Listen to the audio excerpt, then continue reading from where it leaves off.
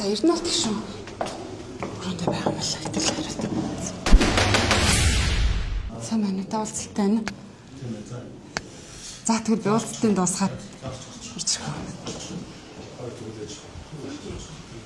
За хүний эрхийн дэд хорооны дараагаар ажиллаж байгаагийн хувьд сая хүний эрхийн одоо 26 онд хийгдэх ажлуудынхаа талаар бас нэлээд ярилцлаа. За 25 оныхон тайланг бас тавьсан. Тайлангаа хулцсан байнгын орон дээр тавьсан.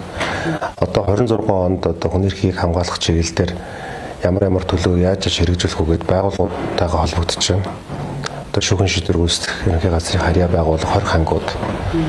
Одоо засаг хөнгөлөх хангууд гэсэн үг шүү дээ, тийм ээ. За дээрэс нь одоо Симурт болон одоо хүний эрхийн зөрчил хаана хүний эрхийг тодорхой хэмжээгээр хуулиар хязгаарсан байгаа газруудаар очих гэж байна.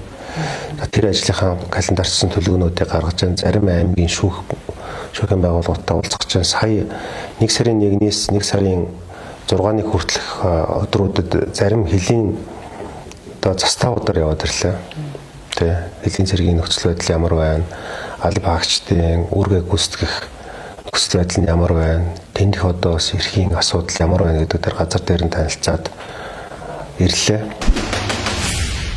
Тэгээд энэ 2026 оны хаврын чуулганд хэд хэдэн хууль тогтоолын төслүүд санаачлахаар өргөн барихаар ажиллаж байгаа. Нэгдүгээрт болохоор энэ сайн засаглалын хууль буюу гүйцэтгэх засаглалын Монгол засгийн газрын одоо хяналт, үнэлгээ, хариуцлагын талаар цомхон чадварлаг засгийн газрын хууль байя гэдэг. Тэгэхгүй болохоор одоо ингээл нэг хэсэг данхаагаал 20 цайттай болчдөг. Тэгэл дарга нарын тоо өдрөөр нэмэгдээд идэг. Амжиргаа нэмэгдэхгүй байна. Эдийн засгийн өсөлт нь ард түмний гар дээр алган дээр очихгүй байна. Дарга нар руу ингээд очиж наалтад байгаа асуудлыг таслах ийм хуулийн төсөл.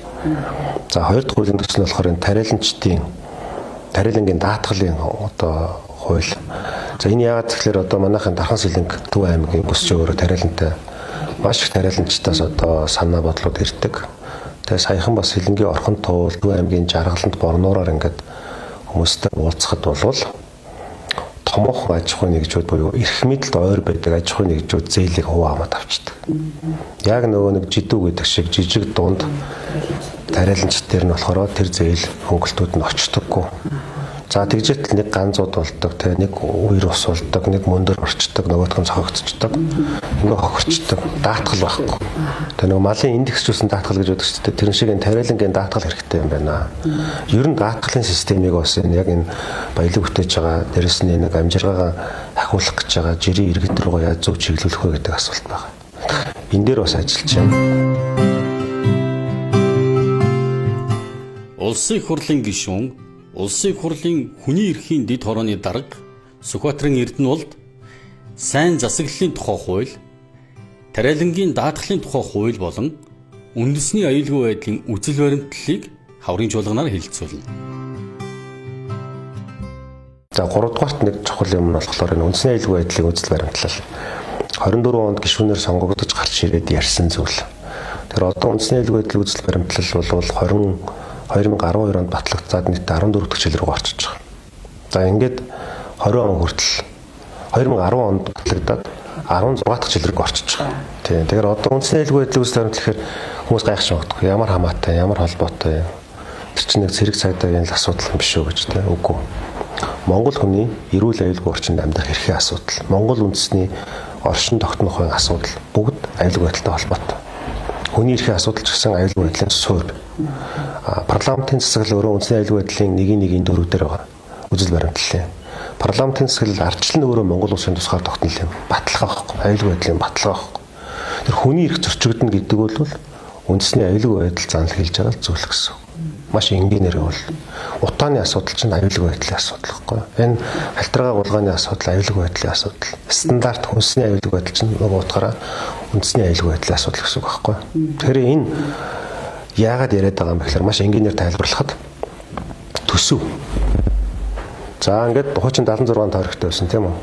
76 хүн өөрийнхөө тойрог руу нөгөө татвар төлөлтөөс бий болсон улсын нэгдсэн төсвийн цуулгаан тийм үү? Хин танилтай талтай хин ус төрд нөлөө бүхий итгээд тэр төсвийн дийлэнхийн цуулгаан. Жишээлбэл нэг аймгаас ерөнхий сайд төрөхөд тэр аймаг улсын төсвийн 17%-ийг солгоожсэн төгөх байна. Яг зэрэгэлдэх өөр нэгэн аймаг улсын төсвийн тэг 1.3%-ийг татчихсан. Та бодтоо нэг аймаг нийт төсвийн 17%. Гэтэл нөгөө аймаг тэг 1.3%. Энд шудраг биш байгаа үст. Ерөнхий сайдын аймагт амьдарч байгаа иргэд илүү их боломжтой амьдраад ерөнхий сайдгүй аймгийн иргэд ядуу зүддээ амьдрна гэсэн л охиж болохгүйс. Би Монгол улсын нийт иргэний элчийн хувь тангараг өргөж байгаа шүү дээ. Тэрнээс би зөвхөн өөрийнхөө сонгогдсон тойргийн иргэдийн төлөө л ажиллана гэж би тангараг өргөөгүй. Мэдээж тэр тойргоос дахиад сонгогдохын төлөө явна. Тэгэхээр Монголоо хэсэгчилж хувааж хэрчиж Монголд үнэж байж болохгүй байхгүй. Бид нар бол агуу төвхтэй, агуу баялагтай, агуу ирээдүйтэй нэг үндэстэй учраас энэ үндэсний нийтлэг эрх ашигын төлөө би зүтгэх ёстой. Харин тэр аймгийн иргэдийн хурал аймгийнхаа хэмжээнд асуудал сумдаа хэмжээ гаргана. Тэрнээс улсын хурлын гишүүн гिचээд суманд байгаа асуудал болгон руу урдуур нь орж гүйцэтгэх засаглалын засаглалын нутаг дэвсгэрийг нэгжийн өмнөөр шийдвэр гаргаж болохгүй. Харин тэдэрт дэмжлэг үзүүлэх ёстой. Иргэдтэйгээ илүү ойрхон. Иргэд ямар хүсэл бодолтой, ямар санаатай байна. Иргэд ямар хуулийг хүсэж байна. Ямар хуулийн орчин зохицуулт байснараа нийт Монгол улсын иргэдэд ашигтай тэдний одоо эрх ашигт нийцсэн хэм хэмжээ болох юм. Тэрийг жишээлж миний мэдрэх ёстой газар бол энэ миний сонгогдсон дархан уул Сэлэнг Төв аймгийнхаа иргэдээс би тэрийг олж авна. Хүний эрхийн дэд орны даргын хувьд бол 21 аймаг 330 сум суурин 1500 баг. Тэрээс нь Улаанбаатар хот бүх хороо хорноос бид энэ мэдээллүүдийг авч явах хэрэгтэй байхгүй юу? Иймэрхүү байдалтай ер нь ажлуудаа ингээд загварчилж хийж байна гэж товч хэлэхэд тийм ээ. Та яг энэ хүний эрхийн дэд орны даргын хувьд танд ирж байгаа гомдол санал дахиад ингээд тойроод уулзаад хүмүүстэй иргэдтэй албан байгууллагуудаа ингээд тойроо явхад ер нь Монгол хүний эрх, Монгол төр ер нь Монгол хүнийхээ эрхэд хэр анхаарч байгаа гэж та бодож байна? Хоёр зүйл байгаа.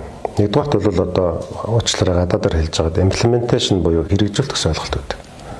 Энэ олон хуулиуд чинь яаж зөв хэрэгжиж байгаа юм бэ? Энэ олон хуулиуд хэрэгжихдээ уялдаатаар хэрэгжиж байна уу? Хуулиудын хийдэл хоорондын заагт хүний эрх зөрчигдөд байна уу? Нэг хууль дээр болон нөгөө хуулийн дээр болохгүй дунд нь иргэд яхаа мэдэхгүй. Одоо иргэдийн амнаас эрүүл аюулгүй орчин амьдах эрх нь зөрчигддөг. Энэ зүйл маш их байгаа байхгүй. Тэр энэ бол нэгдүгээр энэ хуулийг нөгөө тунхаглаж гаргахтаа бид их сайн. Тууштай хэрэгжүүлэхтэй хангалттай биш байгаатайгаа бол маш том зовлон болчихдог. Нэг. Хоёрдугаар хүний эрхийг хамгаалах гэдэг чинь зөвхөн хэсэг хүний эрхийг хамгаалах биш. Нийт иргэдэд хамааралтай. Тэр утгаараа бол энэ стандартын асуудал байдаг. Хинч байсан. Эрэгтэй эмэгтэй өгсөн залуу хүүхдээ үгүй хинч байсан. Их орныхоо нутаг дэвсгэр дээр төдийгүй оршин суугаа амьдарч байгаа газар орондоо ч гэсэн хүний эрхийг үнэрхэл одоо хангагдаж хамгаалуулж явах хэрэгтэй шүү дээ. Гэтэл яаж юм гэхээр энэ шууд дор төсөвтэй холбоотой асуудал. Төсөвтэй холбоотой асуудал. Энэ нь төсөв зарцуулж байна уу гэдэг асуудал. Энэ одоо хүүхдийн эрхийн асуудал, эмэгтэйчүүдийн эрхийн асуудал, маш олон хүн эрхтэн дотор улс төрийн эрхч тийм үү ингээд олон хүрээтэй байна да тийм ээ. Тэр энэ хүрээ болгон дээр хангалттай төрийн зохицуулт очиж гэнэ гэдэг асуулт байхгүй юу? Чадахгүй байна. За чадахын төлөө юу хийх ёстой вэ гэхээр нэг үе бодвол яг хуу хүний эрхийн одоо үндэсний хөтөлбөр 1-2-3 онд батлагдсан. Одоо бид нар 2 дугаар хөтөлбөр дээр нь ажиллаж байна. Баасан жаргалагч нар ахлуулсан ажлын хэсэг ажиллаж байна. Энийг бол нэлээд одоо хийж байгаа энэ 26 онд багтаагаад баталчихъя гэж бодож байна. Дагсан олон хуулийн өөрчлөлтүүд орно. Гэхдээ нэг л юм байгаа байхгүй. Дахиад энд хохирлоо гэхэд хариуцлага нөхөн төлбөрийн асуудал дандаа гарч ирж байдаг. Хүний эрхийг зөрчилөө. Тэгтэл юу ч болоогүй юм шиг ингээд өнгөрдөг. Гэтэл хүний эрхийг зөрчихэд шалтгаан толгой бий болгосон тэр шалтгааныг бий болгож байгаа албан тушаалтан тэр хүмүүс чинь яагаад хариуцлага хүлээхгүй байгаа юм бэ гэдэг асуудал гарч ирнэ. Тэр нь бол хяналт хариуцлагын тогтолцоо. Ерөөсөө энэ шилэн тунгалаг хариуцлагатай хяналттай байдал тэгээд нөгөө баталсан хуулийнхаа явцыг тогтмол одоо үнэлж хянаж явбал энэ маань болж гэнэ болохгүй байна уу гэдэг асуудал. Энэ бол маш чухал. Улсын их хурлын гишүүн, улсын их хурлын хүний эрхийн дэд хорооны дарга Сүхбаатарын Эрдэнэболд сайн засаглалын тухай хууль, тариалангийн даатгалын тухай хууль болон үндэсний аюулгүй байдлын үзэл баримтлалыг хаврын чуулганаар хэлэлцүүлнэ. За Монгол хүний номер 1 эрүүл байдал, амнаас амьд явах хэрэгтэй үстэй те. Амьд явах хэрэг хамгийн их юм зөрчигдөд байна. Зам тээврийн ослоор жил 500-аас 700 хүн. Тийм биз? Гацтай газар дээр явж байгаад мөргүүлж амьдсдаг. За утааны асуудал нөгөө уушгины хортотойгоор амьсгалаад ингээд яг өөрөлдөл хин нэгэн хүний хариуцлагагүй Монголын төр хариуцлагагүйгээс үүдээд хүний амьд сүлс эрсдэд байгаа үстэй. Стандартын бус зам, стандартын бус зүйлээс болоод хүний амьд эрсдэд байгаа үст. Тэгвэл энэ асуудлыг яаж шийдэх вэ? Дээрээс нь эрүүл мэндийн асуудал. Хөдөө орон нутагт хангалттай чанартай хүртээмжтэй ангаах эмнэлгийн хүртээмж байхгүй. Тэгээд жилд 200 сая доллар Солонгос руу жирийн иргэд хамаг байр машинаа зараад явж шээ. Монголд ягаад тэр тэгвэл баггүй. Дарганаар гадаад тэмцлүүлээд байдаг. Жирийн иргэд чадахгүй. Чадах дээр тулах юм бол хамаг юм зараад энэ чинь тавиад явдаг. Гэтэл ягаад энэ чинь нэгэд хөшөө буухан шаардлагатай шаардлагагүй юм гिचнээ их 80-аар нь төсөв зарцуулдаг хэрнээ. Ягаад Монгол хүний амьд явах эрхийг хамгаалахгүй. Ингэж үзэх юм бол тэр 21 аймаг 9 дүүргийн чинь тэнд байх нэг жижиг зам ч юм уу биш. Эхлээд энэ үндэсний хэмжээнд энэ эрүүл мэндийн тогтолцоо дараа нь боловсролын тогтолцоо яаж ингэж одоо зэгцтэй болох вэ? Энэ чинь болохоор аюулгүй байдлын зэрэглээ тогтоож байгаа. Монгол улсын иргэн хүний амнаас хамгийн ихээр хохироод байгаа, эрхэм хамгийн зөрчигдөд байгаа зүйлүүд нь эхлээд хөрөнгө оруулалт шаардна. Энэ нь бол үндэсний аюулгүй байдлын хэмжүүр байхгүй. Тэгээд төгсгөл нь хэлэхэд би бол сенсац хөөдөггүй. Одоо цаг үед хүмүүст яаж таалагдах вэ? Хэвлэл мэдээлэлээр яаж шилжүүл одоо сүртэй байх уу гэж би боддоггүй. Тэ чуулгандаа тасалдаггүй. Нэг ч хоцролтгүй. Одоо энэ тулгыг сая 12 сарын 19-нд нэг ч чуулганаа таслаагүй, нэг ч чуулганаас хоцроогүй. Хариуцлагатай байна гэж хурлын дарга надад өгсөн. Тэгэхээр юу гэж хэлэх чинь тэгэхээр чимээгүй. Тэгтээ гол нь нөгөө үр дүн рүүгээ чиглэсэн. Яг нийгэмдэр тэр зохицуулт яаж зүв байх вэ гэдэг дээр чиглэсэн. Тим ажил руу төвлөрж байгаа. Улсын хурлын гишүүн гэдэг бол хууль батлах үүрэгтэй л хүн. Тэр батлах хууль нь амьдралд орхон хүмүүсийн эрх ашигын төлөө хүн эрхийг хангасан Монгол улсын язгуур ашиг сонирхлын төлөө байх ёстой. Тэрнээс биш Монгол улсын хурлын гишүүн жүжигчин байх албагүй. Олныг баясхан шуугуулагч байх албагүй. Гол нь бол энэ хууль маань өөрөө явц цав нийцэлтэй, хийдэлгүй, алдаа багтай, болов алдаагүй байх ёстой гэж үзэж байгаа. За баярлалаа. За.